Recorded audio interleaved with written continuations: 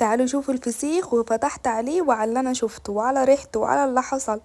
تعالوا شوفوا معايا ايه اللي حصل. هنبدأ كده ونسمي بالله ونصلي على الرسول. بس اهم حاجة لو عجبكم فكرتنا شجعونا بلايك وكومنت حلو منكم، ويلا بينا نشوف الفسيخ بتاعنا ايه اخباره. طبعا انا كنت عاملة الفسيخ ده معاكم قبل كده، كنت عاملاه بقاله اسبوع كده بالظبط، وكان يعني متخلل حلو وكل حاجة. تعالوا بقى نشوف بعد ما فتحنا عليه بقى عامل ازاي. عايزه اقول لكم ريحته قويه جدا، يعني الريحه انا مش قادره اقول لكم يعني، بس انا عايزه اشوف ايه نتيجته، يعني ايه اللي حصل فيه. والاولاد عندي ايه يا ماما الريحه دي، ايه يا ماما الريحه دي، ومش قادرين، حرام عليكي، ما تفتحيش عليه، ارميه في الزباله احسن. مش قادره اقول لكم خدت تهزيئات من بسببه. قد كده.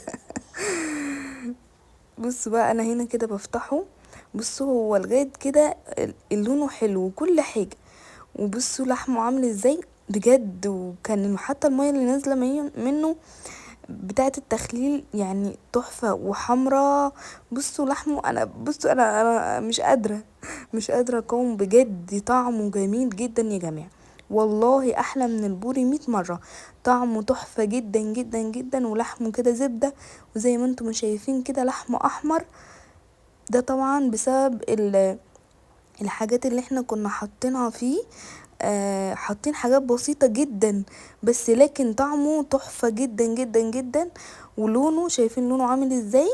بجد اعملوا زيه وانتم مغمضين وهيطلع تحفة جدا. ولو حابين تشوفوا الفيديو، احنا طبعا كنا منزلينه لسه من قريب، جربوه بجد جميل جدا. اتمنى لو وصلتوا لغاية هنا وعجبكم الفكرة شجعونا بلايك وكومنت حلو منكم. ولو لسه ما اشتركتش في القناة اشتركي في القناة عشان كل وصفاتنا اللي جاية هتعجبكم جدا. شايفين انا مش قادرة اقوم، انا هاخد البتاعة دي واقعد اكل فيها بقى.